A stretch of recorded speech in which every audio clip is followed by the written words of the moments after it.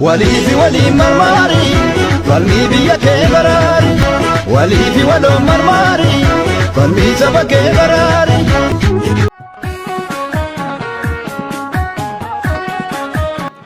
akkam jirtu daawwattootaaf hordoftoota waliif miidiyaa torban kana oduu gammachiisaa ta'e tokko qabannee dhiyaanneerra amma dhumaatti nu waliin tura.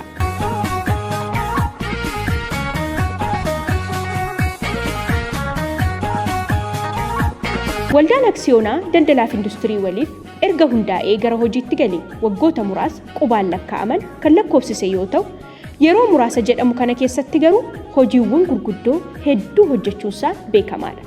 Keessumatti immoo gama warshaatiin haaluma kanaan yeroo ammaa kana immoo bulchiisa magaalaa Sulultaarraa lafa kaarii 10,000 irratti birrii miliyoona 202 warshaa qorichaa ijaaruuf qaammee tokko bara 2014 dhagaa bu'uuraa kaa'e.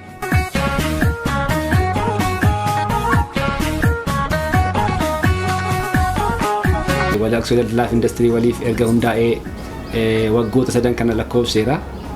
Kaayyoosaa hedduu keessaa inni guddaan warshaa Oromiyaa keessatti ijaaruudha. Haga ammaatti waggoota 2 keessatti warshaa 4 ijaareerra. Warshaan 2 kan guutummaatti xumuramanii hojiitti galan yeroo ta'u, warshaan 2 bara kana keessatti kan xumuramanii hojiitti galan ta'u. Egaa gaafa jalqabanii xiqqoo jalqabu guddachaa deemu waan ta'eef afurra geenyeen dhaabannu jennee waggoota 5 dhufan keessatti gara warshaa 5 haaraa laawunchi gochaa jirra.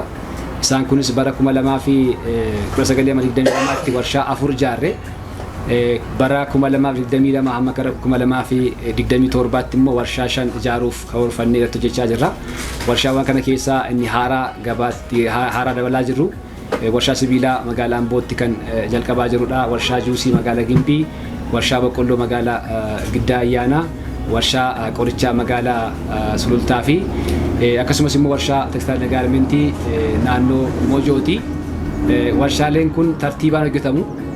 Takarnuma hundumtuu warshaan hundumtuu hojjetamu.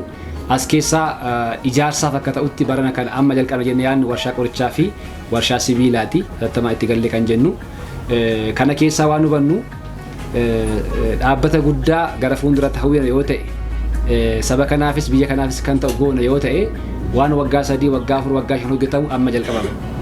Waan har'a jalqabametu waggaa 2 kan argama. Waan har'a jalqabametu waggaa kan argama. Wanta har'a jalqabnutu waggaa 10 kana hojjenna jechuu dandeenya. Kanaaf akkaataa karoora dhaabbanni keenya qabutti waan waggaa 5s waan waggaa 10s waan waggaa 20 dhaloonni kun itti fufee hojjechuu danda'u bu'uura kaa'aa waan jiruuf gammachuu guddaa qabnaan hojii akka gabdan barbaanna. Waldaan aksiyoonaa baay'een isaanii gaafa bu'aa jenna. Bu'aa bifa lamaan dhufa. Yookaan yeroo gabaa keessatti hojjetanii argatu yookaan immoo bu'aa dhaloonni yeroo hedduu irraa argatu. Dhaabanii piroojeektii sasteenabil ta'e tokko jechuun barbaachisaa waan ta'eef karaa keenya kaayyoo guddaa qabanne keessaati abbootii aksiyoona keenyaaf bu'aa amansiisaa itti fufinsa qabu gochuu, lammii keenyaaf carraa hojii bal'aa uumuu, biyyaaf galii mootummaa itti fufinsaan argamsiisu waan ta'eef isaan keessatti qooda fudhachaa hin jirra. Akkasuma guyyaa har'aa warshaan qoricha magaalaa Sulultaatti kaaree 10,000 irratti kaatagorii miliyoona 202 irratti jalqabaa jirrus waggoottan 3 dhufan keessatti kan ijaaramee xumuranii hojiitti galan ta'u yoo waaqni jedhee achitti wal agarree immoo deebinee akkasumas warshaa kana eebbifna. Warri argamtan hundi keessan guddaa galatoomaa jechuun barbaada. Galatoomaa. Magaalatti hundi keessan guddaa galatoomaa jechuun barbaada. Kabajamoo Dr. Solan Baqqalaa walitti qabaa boordii keenya haasaa gabaabaa nu godhanii sagantaa keenya kanatti raawwannaa. Kabajaan gara waltajjiitti naasimattu. Kabajamoo miseensota boordii Waldaa Aksiyoona Daldalaaf Industirii waliif koree maanaajmentii GM keenya dabalatee jechuukooti hojjettoonni yookaan istaafiin dhaabbata keenyaa kun keessummoonni affeeramtan baga nagaan sagantaa kana irratti hirmaachuuf dhuftanii ulfaadhaa. Oromoon gaafa waa tokko hundeessaniif waa gaafata, waa lama gaafata. Tokko anaaf maal buusaa jedha. Lammaffaa ilma koof intala koof maal buusa jedha. Gaaffiin Oromoon waan ittiin wajjin haasoftan of keessatti qabatu gaaffii dhalootaa of keessaa qaba jechuudha. Kana maaliifin kaasaa dhaabbanni kun dhaabbata har'a yookaan bor yookaan waggoota 5-6 waggoota 10 qofa irratti hojjennu mini jechuudha. Furmaata dhalootaaf waan laatu, qabeenya dhalootaaf bu'aa buusu. Kanaaf addina dhaabachuun keenya kun asitti amma kana turree dhama'uu qoftuu hin taane manaajmentiin adeemsa dheeraa keessa darban keessatti amma kana dhama'uun isaaniis hiikaa kana qaba jechuudha. Kanaaf an akka walitti qabaa boordii dhaabbata kanaatti gammachuu guddaan itti qaba. Keessumaa waan waliigalaa dhaabbata keenya obbo Ayyaanaan dubbataniiru. An waan an dubbadhu waan har'aa qofa. Waan har'aan isiniin jedhu waan ammaa irratti jirru dhagaa bu'uuraa kan warshaa qorichaa daldalaaf industirii waldaa aksiyoona daldalaaf industirii waliif hin ilaalchisee waa muraasa duwwaa kaasaa. Addunyaa irratti mirgi namoomaa waa tokko jedha. Access to health care. Jechuun maal jechuudha qaqqabamummaa tajaajila fayyaa argachuu sabni tokko yookaan namni akka dhuunfaatti hawaasni akka hawaasaatti argachuu qabu UN declaration'iitu mirkaneessa kan. Isaan kana keessaati tokko qoricha. Qoricha gatii salphaan argachuu, itti dhiyeenyaan qulqullinaan argachuu fi walitti fufinsaan jiraachuu danda'utu sarara jiraata. Biyya keenya keessatti garuu rakkinni guddaan jiru dhibbantaa 10 gadi biyya keessatti qoricha oomisha. Harki 90 sanaa ol biyya alaatti gala jechuudha. Kan namaas kan horiis. Kun hiikaan inni qabu foreign currency keessatti kan inni qabu bu'aa biyya keessatti silaati humna namaatiin qacaramee namni hojjechuu danda'u irratti kan inni qabu walitti fufiinsa dhiyeessii kanaa mirkaneessuu keessatti kan inni qabu hunduma keenyaaf ifaadha. Inni kun wanti amma hojjechaa jirru kun qaawwa amma jennu kana furuu keessatti gahee olaanaa akka inni qabu gaaffii tokko iyyuu hin qabu. Sirna fayyaa keessatti utubaa 6tu jiru. Utubaa 6 jiran sana keessaa tokko dhiyeessiidha. Kanaaf akkasuma minii jechuudha wanti irratti karoorfame kun. Biyya kana keessatti maaltu barbaachisa? Yoo isa kamirratti hojjetame irra caalmaa hawaasa kana tajaajiluu dandeenya? Yoo isa kamirratti hojjetame irra caalmaa bu'aan warra dhaabbata kana hundeessaniis haa ta'u warra sheerii kana bitatanii akka bu'a qabeessummaa dhaabbataatti waa eegan tokkoof waa hojjechuun danda'amu isa kamise waan xiyyeeffannoon irratti hojjetameef gara har'a sadarkaa ammarra jirru kanaatti dhufame jechuun barbaada. Jaarraa 21ffaa jirru keessa jirru kana keessatti wantoota ulfaatoo wantoota baay'ee rakkisoo ta'an seektara fayyaa keessatti uumamuuf deemantu jiru. Isaan keessaa tokko antimicrobial resistance waan jennu jira. Ogeessonni addina jirtan hin beektu. Kana jechuun maal jechuudha? Dhibee fi qorichi yookaan bakteeriyaan yookaan immoo wantoonni ijaan hin mul'anne xixiqqoon bakteeriyaas haa ta'u fangasii kanneen biraa qorichaa wajjin ol baruudha. Isa kanaaf rakkoon inni guddaan maalirraa uumame isinitti fakkaata? Dhiyeessiin addaan ciccituun yookaan immoo dhiyeessiin qulqullina hin qabne jiraachuun namoonni doozii barbaachifne gadi fudhachuu fi qulqullina hin barbaachifne qoricha irratti mul'achuu danda'u. Wantoonni alaa garaan kun inni kaan black market jira, inni kaan maaltu jira, inni kaan sana jira, kanatu jira. Gabaasni Lancet bara 2050 namoonni addunyaa kanarraa miliyoona 50tti tilmaamaman sababa antimicrobial resistanceedhaaf lafa kanarraati lubbuun isaanii darba jira. Kun ohiinsa addunyaa kanarratti ta'u isa kamirra isa olaanaadha.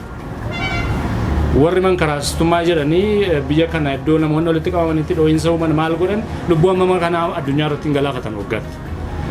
Kanaaf hojii guddaan nurraa eegamaa jechuudha. Kana dhiyeessinee hamma ta'e tokko rakkoo jiru kana furuu keessatti ga'ee taphachuu dandeenyu tokko ba'uu nurra jiraata jechuudha. Inni guddaan isa kana. Inni kan biraan wantoota hin beektu wantoota baayoteerorizimii wajjin ol qabatan biyyoonni gaafa wal lolan isaa amma gabbaanii meeshaa waraanaa wal lolan kana laaboraatoorii keessa teessee wal loluuf deemta. Actually jalqabameera. Hin yaadattu seenaa antiraaksii hin yaadattu seenaan koovidii mataan isaa rakkoo qaba. Seenaan koovidii mataan isaa rakkoo qaba. Siistemni fayyaa addunyaa kan inni ittiin qorame keessaa inni jalqabaa COVID-19dha. Ameerikaan maal gochaa akka isaan turan hin beektu. Siyaasa baay'ee waa'een fayyaa siyaasa. Trump maal jechaa turan utuu biyya keenya saatureetiin godhin biyya biraatti ekspoortiin goonu jechaa turan.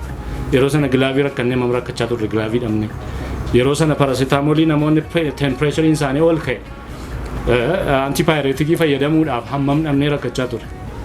Biyya keenya keessatti sababa bal'inaa hin oomishamneef jechuudha. Kanaaf siyaasnis dinagdeenis hawaasummaan biyya kanaas wantoonni baay'een isaa fayyaa wajjiniin hiikoo baay'ee akka inni qabu asumaanis ni eeruu barbaadeenii. Walumaa galatti hojii nama dinatti hojjechuuf deemnu hojii guyyaa tokko lamatti xumuramu miti. Hojii adeemsa dheeraa qabu. Hojii obsa baay'ee barbaadu. Hojii tumsa baay'ees barbaadu. Kanaaf namoonni nufaana jirtan warri aksiyoona nu biraa qabdanis warri dhaabbata kana bu'uuressitanis staafiin dhaabbata keenyaas maanaajmentiin dhaabbata kanaas boordiin dhaabbata kanaas murannoof kutannoon guddaan akka inni barbaachisu asumaan eeruun barbaada. namoonni sagantaa kana irratti hirmaattan dhugaaruma dubbachuudhaaf akkasiin kaka'umsa guddaa qabdaniin isinirraa arga. Baay'ee galatoomaa ulfaataan isin jechuu barbaada. Baay'ee galatoomaa ulfaataan.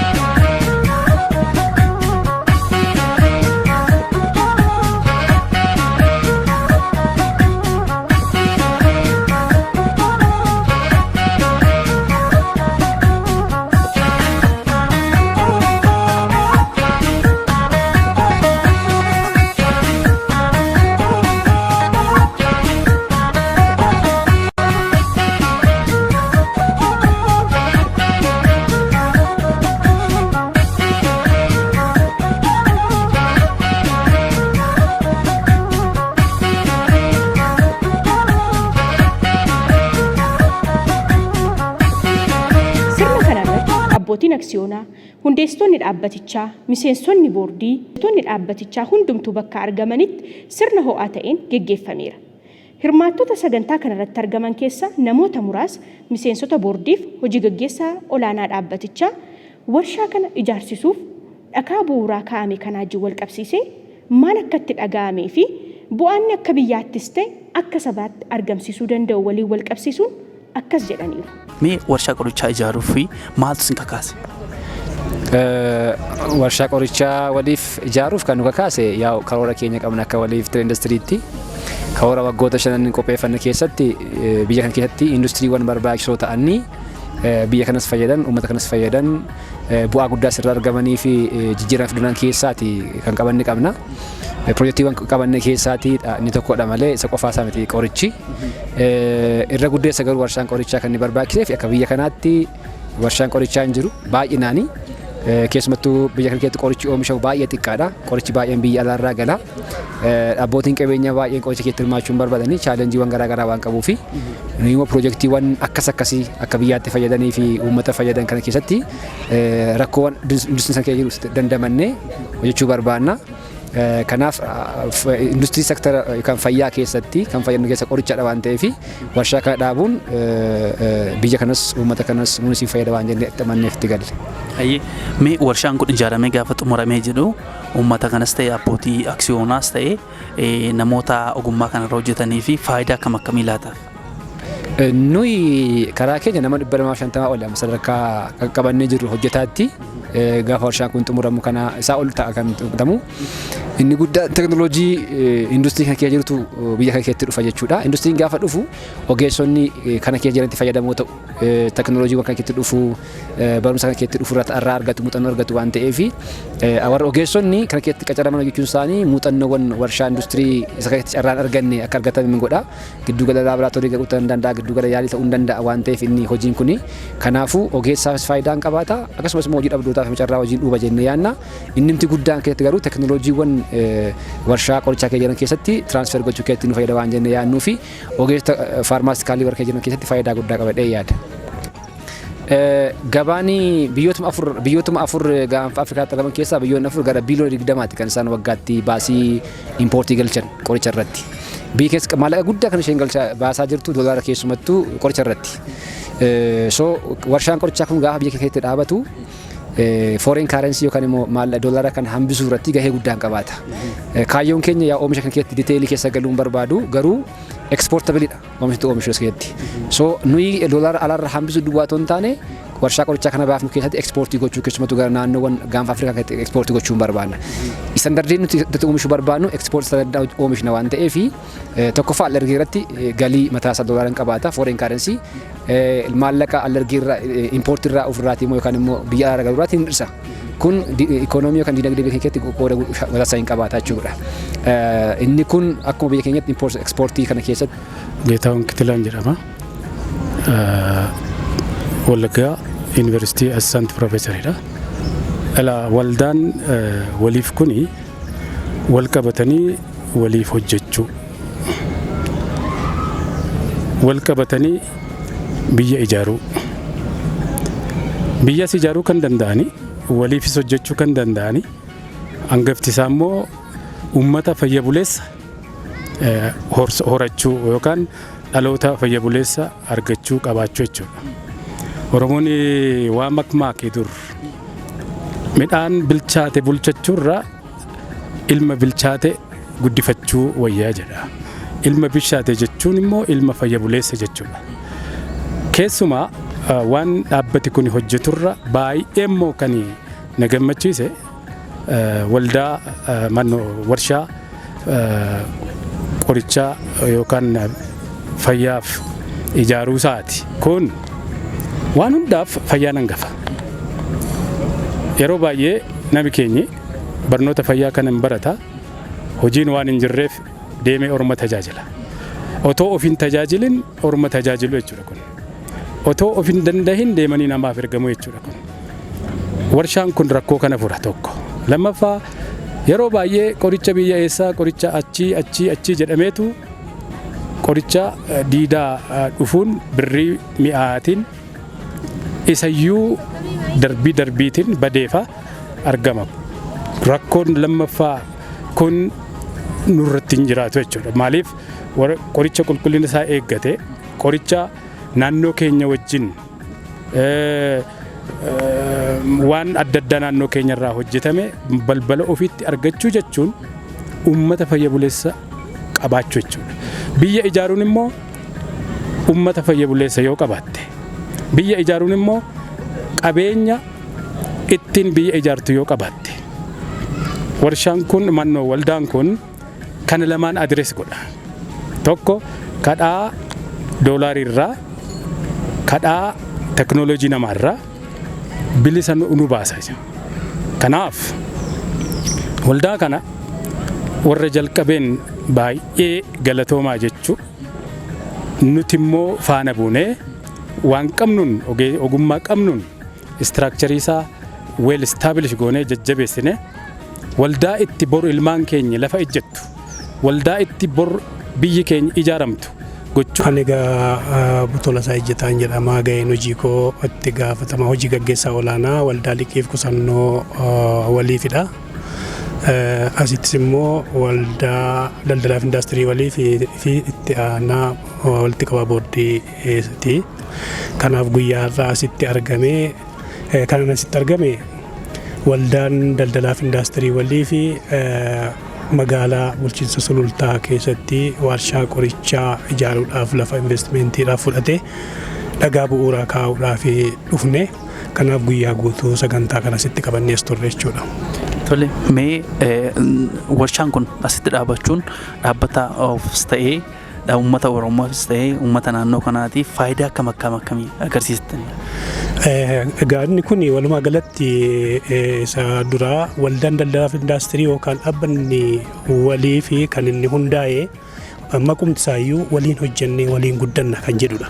Kanaaf waliin hojjennee waliin guddanna jechuun egaa akkuma beekamu sabni keenya waliin hojjechuu irratti yeroon yookaan sirni darbee carraan hin laanne. Kanaaf dhalootumtii haaluma yeroo irratti hundaa'uun namoonni barate baay'achuudhaan dhufuudhaanii waliin hojjechuu shaakalaa jirra jechuudha. Kanaaf kaayyoon waliif fi waliif daldalaaf indaastirii kunillee namni qabeenya qabus qabeenya hin qabnes beekumsa qabuun walitti gurmaa'ee waliin hojjechuudha. Waliin hojjechuu kana keessatti tokko carraa hojii banaa, lammaffaa diinagdee keessatti hirmaataa, sadaffaa qabeenya biyyi keenya kun uumamaan qabdu yeroo hundaa afaaniin faarsuu duwwaa otoo hin taane nama barate qabnaa, nama humna nama baratee qabnaa, muuxannoo namoota qaban hamma addunyaatti sadarkaa guddaatti warra jirantu jiru. Isaan kana walitti finnee yoo hojjenne kaampaanii gurguddaa biyyaaf ta'u sadarkaa addunyaatti dorgomaa ta'an hundeessuu hin dandeenya kan jedhuutiin kaka'umsa kanaan kaane. Kanaaf waldaan daldalaaf indaastiriis dhaabbilee waliif keessaatii 8ffaa irratti kan hundaa'edha. Kanaaf waggaa 3 keessatti waan hojii guddaa hojjechaa jira. Tokko warshaalee hedduu dhaabuudhaan investimentiidhaaf bakka garaagaraatii lafa fudhachuudhaan daldala addaallee gara fuulduraatti hamma idilee addunyaatti buna alergee biyya alaatiillee gashuuf karoora hedduu qaba. Kanaaf bulchiinsa magaalaa Shulultaa keessatti warshaan amma dhaabbate kuni dhaabbachuuf qophaa'e yookaan lafti fudhanne kuni tokko hawaasa naannoo sanaaf carraa guddaa banaa, carraa hojii banaa. Lammaffaa immoo hojii guddaa inni uumu keessaa tokko naannoo sana misoomsuu hin danda'a. Maaliif warshaan naannoo tokkotti yoo banamu naannoo sanarraatii fayyadamuu duwwaa otoo hin ta'in hawaasa naannoo sanaa rakkoo hawaasni naannoo sanaa qabu furuu keessatti gama bishaan qulqulluutiin haa ta'uu, gara barnootaatiin haa ta'uu, gama humna ibsaatiin haa ta'uu, gama daandiitiin haa ta'uu, misooma hedduu kana keessaatii kamtu rakkoo qabaa naannoo kanarratti jedhanii furuullee hamma danda'utti waan qabuufi kuni har'a bu'aarraa arganna yookaan immoo waggaa muraasaaf jennee otoo hin ta'in dhalootaaf kan ta'u yeroo dheeraaf kan ta'u waan ta'eef kun dhugaa dubbachuuf waan baay'ee namoota warra kaaniif illee muuxannoo danda'udha. Darbinees kallattii adda addaa Oromiyaa keessatti kaayyoon waldaaf daldalaaf indaastirii waliif warshaalee adda addaa banee naannoo misoomsuu qabeenya uumamaan qabnu kanallee baafnee itti fayyadamuu gabaa addunyaaf dhiyeessuu diinagdee keessatti shoora guddaa taphachuu gabaabaatti jechuudha. Waliifi waliin marmaari falmii biyya kee baraari waliifi waloon marmaari falmii saba kee baraari